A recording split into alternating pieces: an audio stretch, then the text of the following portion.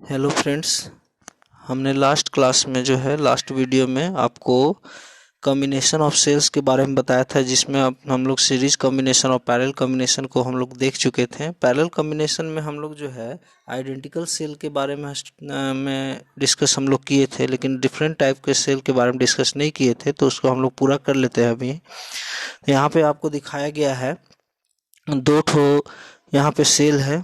ये C1 मान लीजिए, ये आपका C2 है।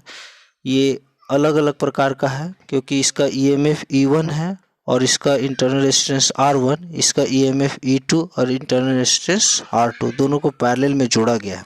तो पैरेलल में जोड़ने से हम लोग क्या कैलकुलेट करेंगे, इसका इफेक्टिव EMF और इफेक्टिव इंटरनल रेजिस्टेंस कितना होगा, वही उसी का एक्सप्रेशन हम लोग इस चैप्टर में निकालेंगे। और एग्जाम में यही निकालने के लिए भी आता है, इफेक्टिव EMF क्या होगा, इफेक्टिव इंटरनल रेजिस्टेंस क्या होता है। तो चलिए हम लोग देखते हैं। जब आप जानते हैं, जब पैरेलल कॉम्बिनेशन में जोड़ा जाता है तो दोनों टर्मिनल के बीच में पोटेंशियल डिफरेंस जो होगा वो दोनों का समान होगा, लेकिन दोनों से चूंकि EMF अलग अलग है, करंट डिफरेंट होगा।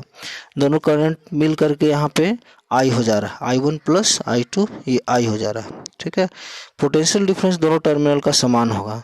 मान लीजिए ये पोटेंशियल डिफरेंस V है, तो फर्स्ट सेल के लिए अगर हम लोग निकालें तो V इज इक्वल टू आपका हो गया E1 minus I1 into R1। ठीक है, तो इससे हम लोग I1 का वैल्यू निकाल लेते हैं, तो ये एक्सप्रेशन आ जाता है। उसी तरह से जब हम लोग सेकेंड सेल के लिए जब हम लोग निकालते हैं तो इसके लिए potential difference V is equal to E2 minus I2 into R2 हो जाएगा। यहाँ से हम लोग I2 का वैल्यू निकाल लेते हैं और इस तरह से टोटल करंट जो I is equal to I1 plus I2 का वैल्यू यहाँ पर हम लोग पुट करते हैं और इस तरह से कैलकुलेट करके हम लोग I यहाँ निकालें और लास्ट में हम लोग V का वैल्यू हम लोग इस तरह से कैलकुलेट करके निकालते हैं। ठीक है, हम लोग V का वैल्यू निकालते हैं। जब V का वैल्यू निकालते हैं तो इस तरह से आता है, और ये एक्सप्रेशन स्टैंडर्ड इक्वेशन से जब हम लोग कंपेयर करते हैं, standard equation V is equal to E effective minus I into R effective होता है।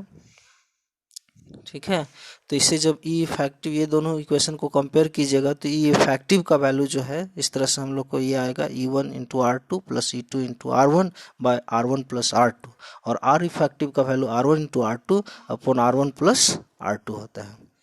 यही हम लोग को निकालना था, एग्जाम में आता है। इस तरह से दो सेल दिया रहेगा, दोनों का EMF दिया रहेगा, इंटरनल रेजिस्टेंस दिया रहेगा, और पैरेलल में जोड़ने पर इफेक्टिव EMF कितना होगा वो निकालना रहेगा, इफेक्टिव इंटरनल रेजिस्टेंस क्या होगा वो निकालना आएगा।